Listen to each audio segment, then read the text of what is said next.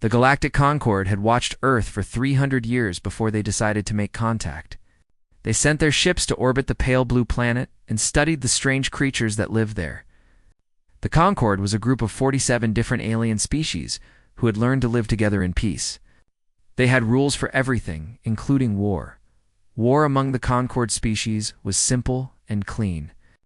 When two planets had a disagreement, they would send their best warriors to fight in single combat. Sometimes they would have small battles with a few hundred soldiers on each side. But there were strict rules. No one attacked cities. No one killed civilians.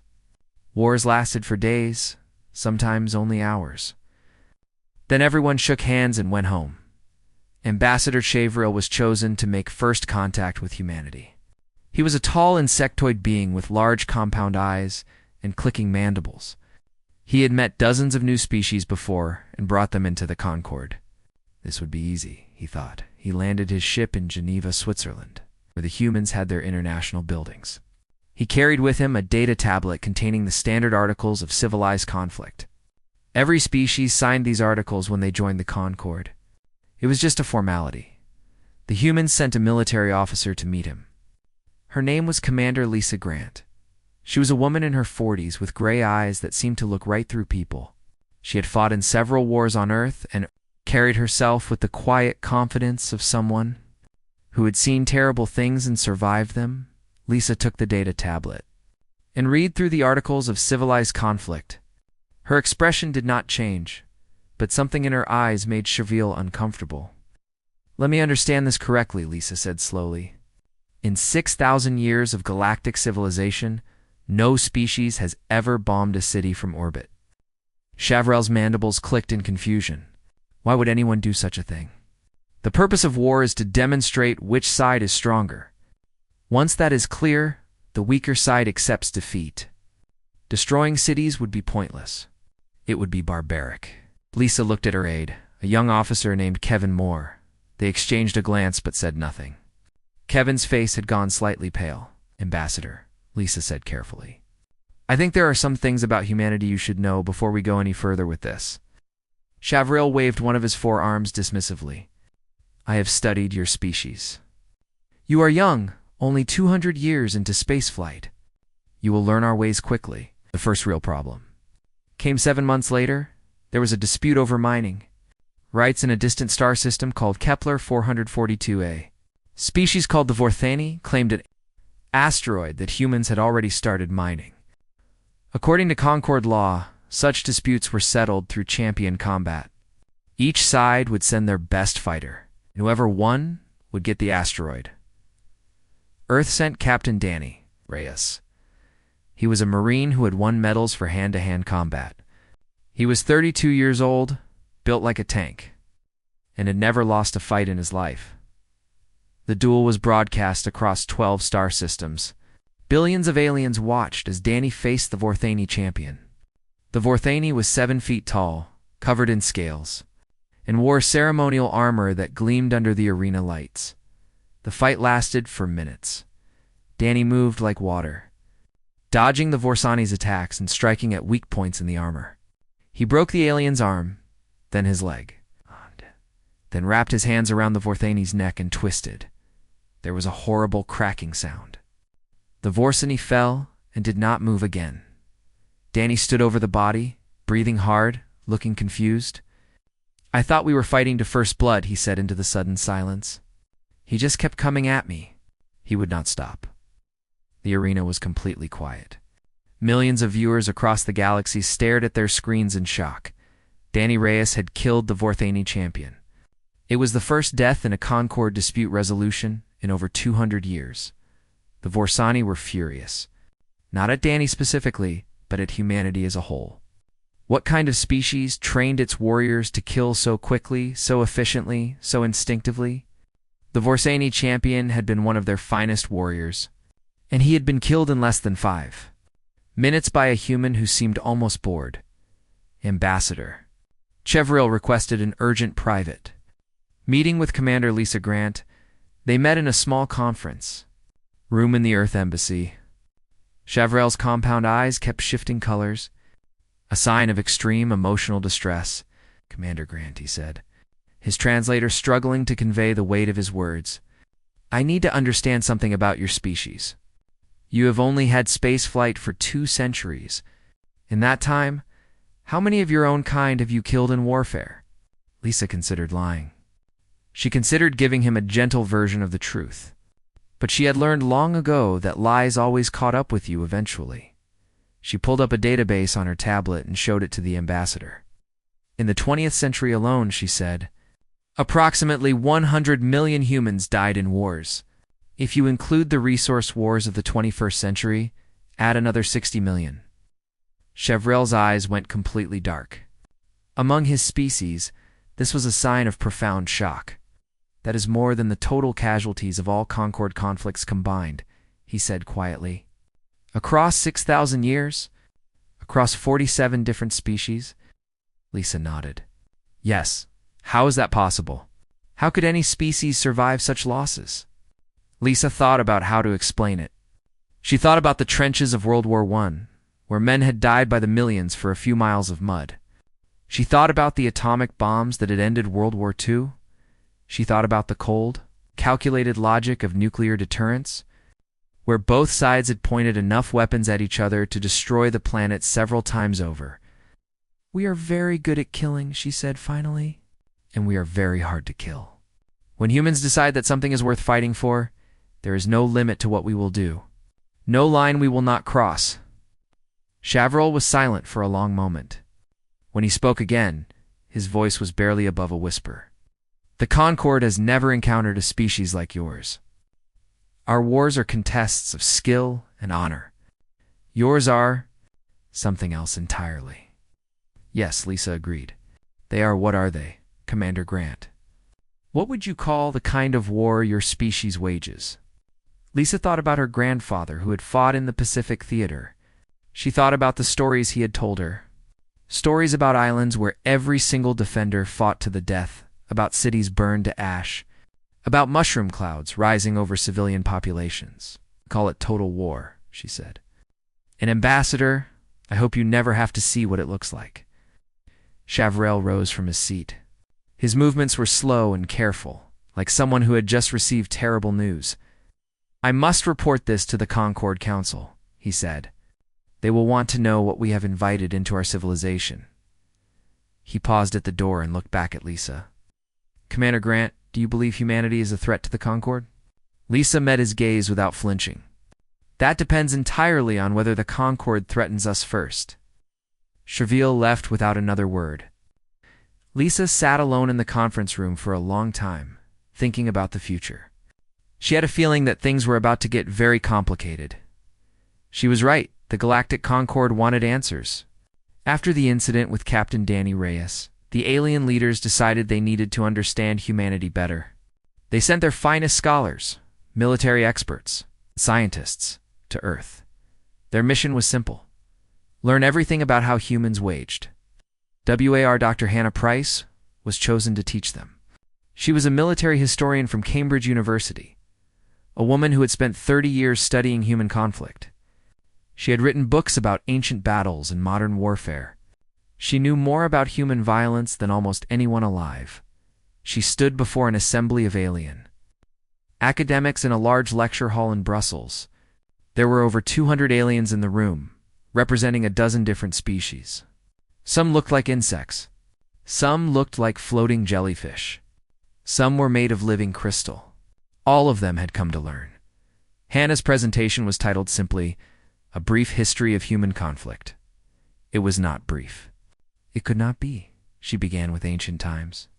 She showed them images of Greek soldiers in bronze armor, standing in tight formations called phalanxes. She explained how Roman legions had conquered most of the known world. She described the Mongol Empire, whose horse archers had killed so many people that the world's population dropped measurably. The aliens listened with growing discomfort. The siege of Jerusalem in the year 70 CE, Hannah explained, resulted in approximately 1 million deaths. The Roman army surrounded the city and starved it for months. When they finally broke through the walls, they killed everyone they found. The Great Temple was deliberately destroyed, Pellerian scholar interrupted. The Polarians were beings that looked like floating jellyfish, with glowing tendrils that changed color based on their emotions. This one's tendrils were dark blue, which meant confusion. Surely the defenders surrendered once defeat was obvious, the Pelarian asked. Hannah shook her head. Many chose to die rather than surrender. Some killed their own families rather than let them be captured by the Romans. The room fell very quiet. Hannah continued through the centuries. She explained the 100 Years' War between England and France. She described the 30 Years' War in Europe, which killed nearly 8 million people. She told them about the colonization of the Americas, where European diseases and weapons killed millions of native people. Some of the scholars stopped taking notes. Others stopped attending the lectures altogether. When Hannah reached the 20th century, only a handful remained. This is what we call World War I, she said. Displaying images of trenches stretching across the landscape like scars, it lasted for years. 17 million people died. The Battle of the Somme alone killed over 1 million soldiers in just 5 months.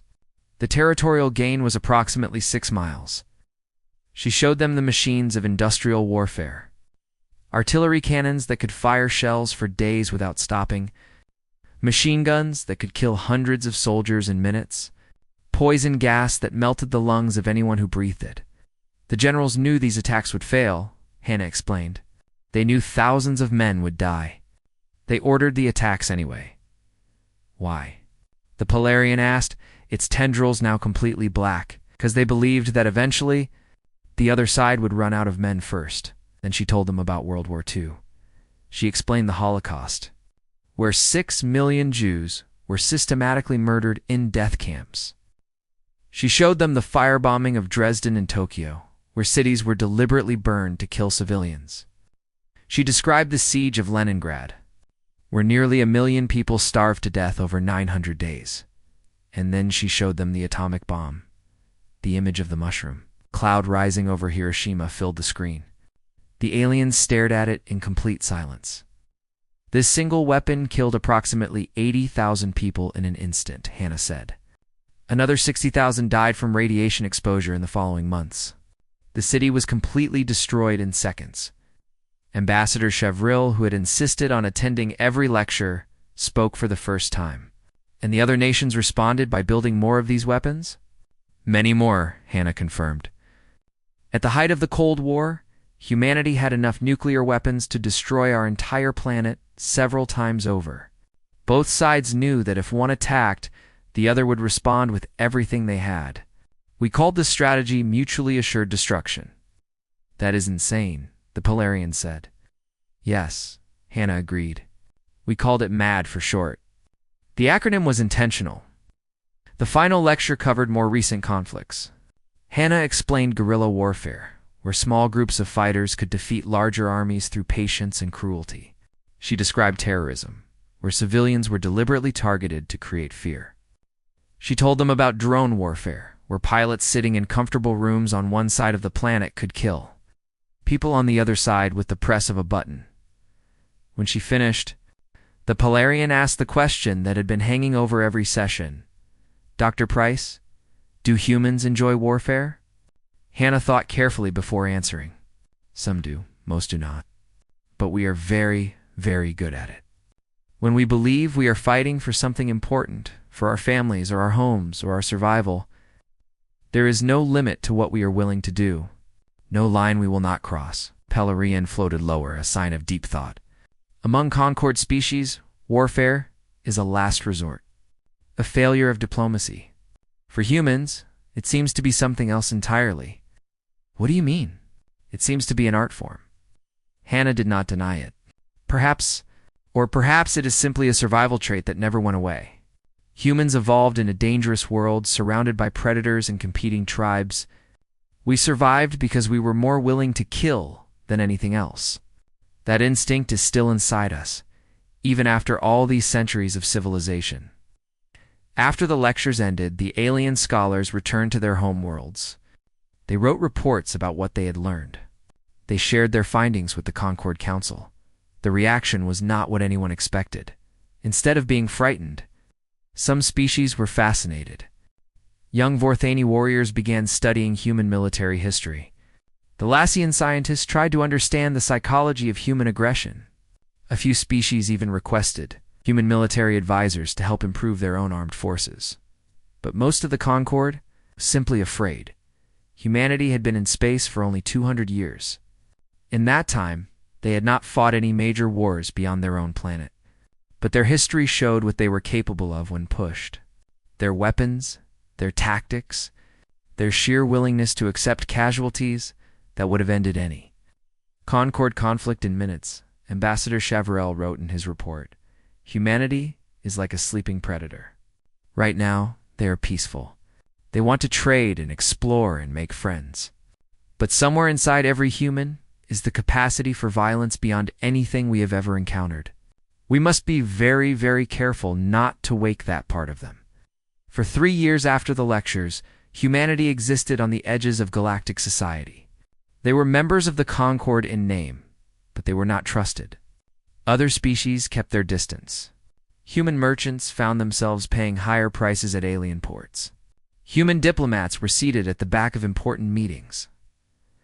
Commander Lisa Grant understood. Fear was a reasonable response to what the aliens had learned about her species. She would have felt the same way, but she also knew that someday the galaxy might need what humanity could offer. Someday, there might be a threat that required more than single combat and polite negotiations. Someday the Concord might face an enemy that did not follow the rules. On that day, humanity would be ready. She just hoped that day would never come. The day Lisa Grant had worried about finally arrived. It came without warning, without mercy, without any chance for negotiation. The Kreth appeared at the edge of Concord space, like a storm rolling across an ocean. They were not members of the Concord. They were not interested in joining. The older species called them Devourers, a name that perfectly described what they did. The Kreth traveled between galaxies, consuming everything in their path. They stripped worlds of their resources, killed or enslaved the populations, and moved on to the next target. They had not been seen in Concord space for 4,000 years. Everyone had hoped they would never return. Their arrival was announced by the destruction of 3 outer colonies, a Vorsani settlement of 2 million people, a Polarian research station with 500,000 scientists, a Thalasian mining colony of 1 million workers. All 3 were destroyed in a single week. No demands were made. No warnings were given. The Kreth simply attacked, took what they wanted, and left nothing but burning wreckage behind. The Concord Council held an emergency meeting. Representatives from all 47 species gathered to discuss their response. The debate lasted for days. Some wanted to negotiate. Surely the Kreth could be reasoned with. Surely they wanted something that could be offered peacefully. Others wanted to demonstrate strength. If the Concord assembled a massive fleet and confronted the Kreth, surely they would see that further aggression was pointless. Lisa Grant, now promoted to admiral and serving as Earth's military representative, sat in the back of the chamber and listened. She had read the historical files on the Kreth 4,000 years ago. They had faced a Concord fleet 3 times their size. They had lost more than half their ships. They had kept fighting until every single Concord vessel was destroyed. Then they had consumed 12 more worlds before leaving the galaxy. The Kreth did not negotiate. The Kreth did not respond to demonstrations of strength. The Kreth fought the way humans fought. The Concord decided to assemble the largest military force in its history. 12,000 ships from 24 species gathered at a space station called Meridian, at the edge of contested territory. Their plan was to meet the Kreth fleet and demand negotiations. Admiral Grant attended the strategy meeting as an observer. She was not allowed to participate in the planning because humans were still not fully trusted. She sat in the back of the command center and watched the alien admirals argue about approach formations and communication protocols. We will arrange. "Our fleet in the formation of honorable intent," announced the Vorthani fleet commander. "This will show the Kreth that we are willing to negotiate while also displaying our military power." "The Kreth do not negotiate," said a Thalusian advisor. Her crystalline body flickered with stress. "Our historical records are very clear about this. They consume and they move on. That is all they do, and we will make them negotiate, the Vorsani replied. Our combined forces are enormous. They will see that they cannot win. Lisa raised her hand. The room fell silent. Every alien in the chamber turned to look at her with expressions ranging from curiosity to open hostility. Admiral Grant, the Vorthani acknowledged coldly. You have something to say? A question, Lisa said. What happens if they do not want to negotiate? What happens if they simply attack? The alien commanders looked at each other. Finally, a Polarian admiral answered. Then we will engage them in controlled combat. We will target their military assets until they understand that further aggression is pointless. And if that does not work, silence. We have never encountered an enemy that could not eventually be reasoned with, the Vorthane said. Once the Kreth see that they cannot defeat us, they will have to negotiate. Lisa nodded slowly. She did not argue further. There was no point. The Concord admirals were operating from a set of assumptions that the Kreth did not share. They believed that all rational beings wanted to minimize casualties and achieve their goals through the least destructive means possible. The Kreth were not rational. Not by Concord standards. Admiral, she said carefully, I would like to offer one piece of advice. Do not give them a chance to close the distance. The moment they show hostile intent, hit them with everything you have. Do not wait. Do not escalate gradually. Maximum force immediately. The Vorthani's crest flattened in irritation. That is not how civilized species conduct warfare. The Kreth are not civilized, Lisa replied. Neither are humans when we need to survive. That is why I am telling you this. The admirals dismissed her concerns. They proceeded with their plan. 3 days later, the Kreth fleet arrived. 1,800 ships, each one bristling with weapons. The Concord fleet outnumbered them nearly 7-1. By every calculation, victory should have been certain. The formation of honorable intent was established. Communication channels were opened. The Concord broadcast messages of peace and negotiation. The Kreth responded by accelerating to attack speed. The battle lasted 6 hours. 6 hours of chaos and fire and death. The Kreth fought without fear. When their ships were damaged, they did not retreat. They rammed them into Concord vessels. When they were surrounded, they detonated their own reactors, taking enemy ships with them. They targeted escape pods and medical vessels. They showed no mercy and expected none. The Concord commanders were paralyzed by confusion. Every tactic they tried failed because every tactic assumed an enemy that valued survival. The Kreth valued only victory, and if victory was impossible, they valued taking as many enemies with them as they could. When the Kreth finally withdrew, they had lost more than half their fleet. The Concord had lost everything. 12,000 ships destroyed. Millions of crew members dead. It was the worst military disaster in galactic history.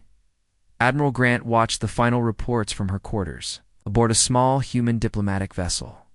She had been ordered to stay at a safe distance during the battle. She felt no satisfaction in being right. She felt only sorrow for the dead and fear for what was coming. 2 days later, the Concord Council held another emergency session. This time, humans were not seated at the back. This time, Admiral Lisa Grant was invited to address the full assembly. She stood before the gathered representatives of 47 species. All of them were looking at her with a mixture of terror and desperate hope. Admiral Grant, the council speaker said, his voice heavy with shame and grief, Earth's position in the Concord is about to change. We require your expertise. We require your perspective on warfare. Lisa looked out at the sea of alien faces. She thought about the dead at Meridian Station. She thought about the colonies that had already been destroyed. She thought about the billions of lives that would be lost if the Kreth continued their attack.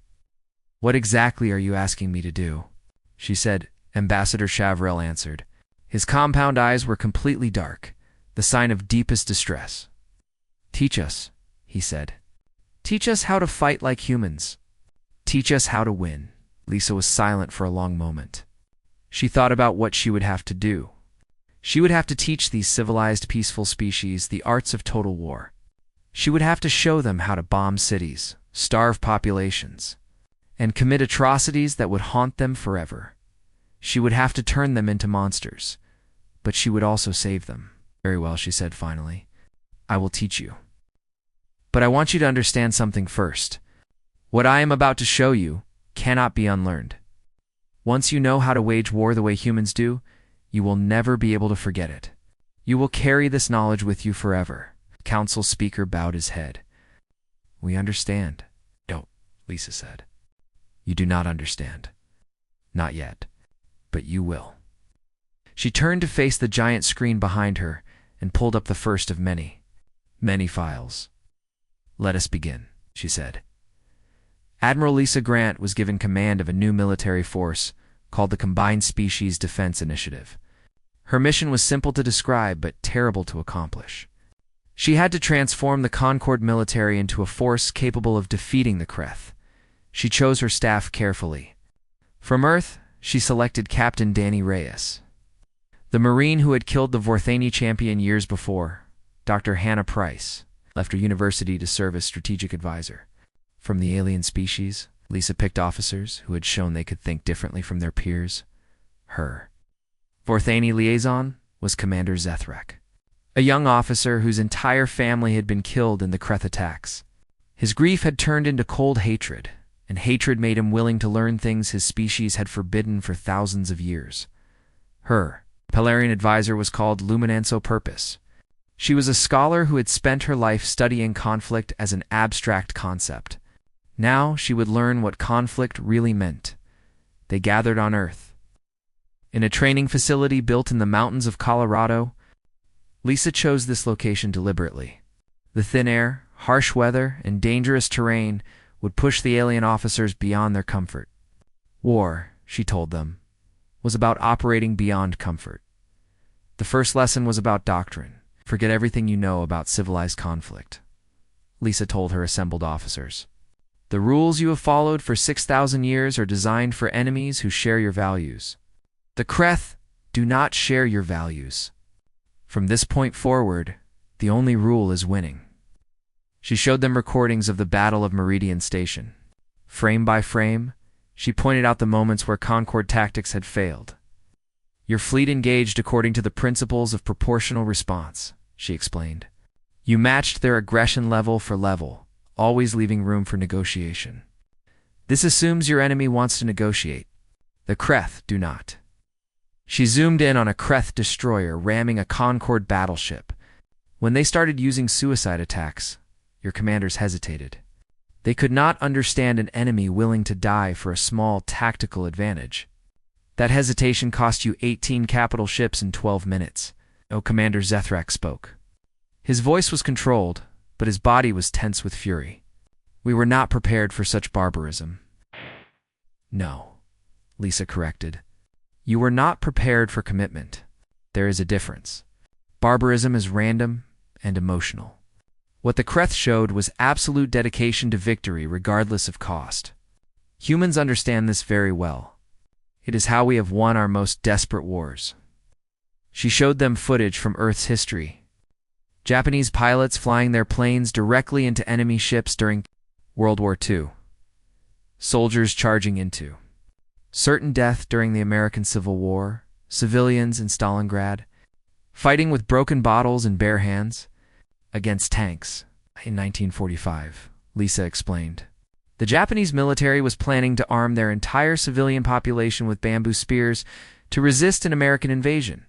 They were prepared to sacrifice millions of their own people. They did not surrender until we showed them something even more terrible than death. The next lesson was about weapons. Concord weapons were elegant and precise. They were designed to disable enemy vessels with minimal damage, to wound rather than kill, to end conflicts quickly and cleanly. Compared to these sophisticated systems, human weapons looked crude and brutal. Lisa showed them exactly how brutal. Your weapons are designed to demonstrate superiority, she said. Ours are designed to destroy completely. Your plasma lances can disable a ship's engines. Our railguns punch holes straight through the hull and out the other side, killing everyone inside. She displayed specifications for Earth's nuclear arsenal, not the clean fusion reactors the Concorde used for power generation, but the dirty fission bombs designed for maximum devastation. A single thermonuclear warhead can sterilize a planet, she said. Earth has thousands of these weapons, and we have delivery systems designed to be invisible, unstoppable, and survivable. Even if you destroy us completely, our missiles will still reach their targets. Mutually assured destruction, Luminance O Purpose said quietly. Her glowing tendrils had turned gray, a sign of deep unease. Yes, for decades. The only thing preventing humanity from destroying itself was the certainty that any attacker would be destroyed in return. It was completely insane. It was also completely effective. Over the following months, the training continued. Alien officers learned tactics that would have been unthinkable before the Kreth invasion. They learned ambush tactics. How to strike without warning, without declaration, without giving the enemy any chance to prepare. They learned scorched earth strategies. How to destroy resources rather than let them fall into enemy hands. How to poison water, burn crops, and leave nothing behind. They learned terror tactics. How to target civilian morale rather than military assets. How to make an enemy's population so afraid that they demanded their leaders surrender. The psychological resistance was enormous. Several officers requested transfers. Some had mental breakdowns and required medical treatment. A few committed suicide rather than continue, but others adapted. Commander Zethrak became Lisa's best student. The hatred burning inside him made him willing to learn anything that would help him kill Kreth. I understand now, he told Lisa one night after a particularly brutal training exercise. We thought war was a contest between warriors. You understand that it is a contest between entire civilizations. To win, you must be willing to destroy everything the enemy values. And everything you value, Lisa added. That is the part most people do not understand. Total war is not just about hurting your enemy. It is about accepting any amount of damage yourself. It is about telling the universe that you would rather see everything burn than submit. The final lesson was the hardest. Lisa gathered her senior staff in a secure room. Intelligence reports showed the Kreth were regrouping for another attack. They would strike within the year. We are not ready, Lisa said bluntly. Our new weapons are still being built. Our tactics are untested in real combat. Our personnel are trained, but not experienced. Then we must delay them, Zethrak said. Draw them into extended fighting while we complete our preparations. That will cost us systems, colonies, millions of lives, a necessary sacrifice. Lisa studied her Vorthani officer. A year ago, such calculations would have been impossible for him. Now he spoke of sacrificing millions as calmly as a human general. Yes, she agreed. But there is an even harder sacrifice we need to discuss. What happens if our new tactics are not enough? What if the Kreth cannot be beaten even with everything we have developed? Silence filled the room. We have one weapon the Kreth do not expect, Lisa continued. The willingness to make victory meaningless for them. She displayed a map of Concorde space. Hundreds of inhabited systems. Trillions of living beings. If we cannot stop them, we can poison their prize. Every system they capture, we make uninhabitable. Every world they claim, we sterilize. We make conquering us cost more than they could ever gain. That would mean destroying our own civilization, Luminance O Purpose said. I am describing the credible threat of doing that, Lisa corrected. The Kreth fight because they believe they can win. If we show them convincingly that our defeat means their destruction too, they might choose to find easier prey. And if the threat is not enough, Lisa met the Polarian's gaze. Then we follow through. Better to burn than to feed the devourers. The room was silent for a long time. Then, one by one, her officers nodded. Even Luminance O Purpose, whose species had never fought a war in their entire history, agreed. They understood now what humanity had always known. Some victories are not worth winning, and some defeats require taking your enemy with you into the darkness.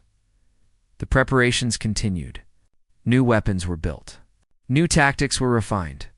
New soldiers were trained. And somewhere in the depths of space, the Kreth fleet gathered its strength for another attack. The next battle would determine the fate of the Seed Galaxy. The Kreth attacked again in the outer territories. Far from the core systems where Lisa Grant had concentrated her forces, they sent a small fleet to test the Concorde's new defenses, expecting easy victory against a broken enemy.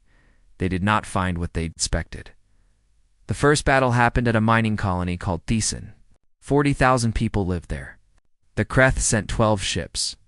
Confident that such a small force would be enough, Admiral Grant had deployed a single human destroyer, the Paul Revere, commanded by Captain Marcus Bell. With him was a mixed squadron of Concorde, vessels crewed by officers who had completed Lisa's training. When the Kreth entered the system, there were no warnings, no demands for surrender, no formation of honorable intent. The CSDI ships attacked immediately. They struck like wolves, targeting command vessels first and communications arrays second. They drove damaged Kreth ships into each other. And when the battle was over, they hunted down every escape pod and destroyed them. No prisoners. No survivors. No mercy. 3 Kreth ships escaped to report what had happened. Their commanders were shocked. The civilized, predictable Concorde had learned to fight like the Kreth themselves. The second battle proved even more disturbing for the enemy. 30 Kreth vessels attacked a Vorsani colony called New Vesic.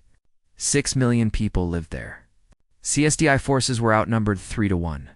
By any normal calculation, they should have retreated, Commander Zethrak. Leading the defense, chose differently. He fortified the colony itself, turning it into a defensive stronghold. Civilian populations were armed and organized into resistance units. The planetary defense grid was modified to cause maximum Kreth casualties rather than minimize collateral damage. When the Kreth landed their ground forces, they faced something they had never encountered before: organized guerrilla resistance from a Concorde species. Vorthani civilians who had never held weapons in their lives fought with improvised explosives, ambush tactics, and suicidal determination. The battle lasted 3 weeks. When Kreth reinforcements arrived, they found their assault force destroyed and the colony still standing. They also found something that shocked them into paralysis. The Vorthane had begun executing collaborators publicly, displaying the bodies as warnings. They had burned their own food supplies rather than let the Kreth capture them. And when a Kreth unit captured a civilian shelter, the civilians inside had detonated themselves rather than be taken alive. The Kreth withdrew, not because they had been defeated militarily, but because they could no longer predict what they were fighting. Admiral Grant received the battle reports aboard her flagship, a newly built vessel called Resolution. She read them without expression, then called her staff together. "It is working," she told them. "Intelligence shows the Kreth leadership is divided. Some want to continue attacking. Others want to find easier prey. We need to tip the balance." "How?" Captain Reyes asked. Lisa displayed a star chart showing the Kreth home fleet. 40,000 ships. 200 million beings. Their entire civilization traveled together, moving from galaxy to galaxy like locusts.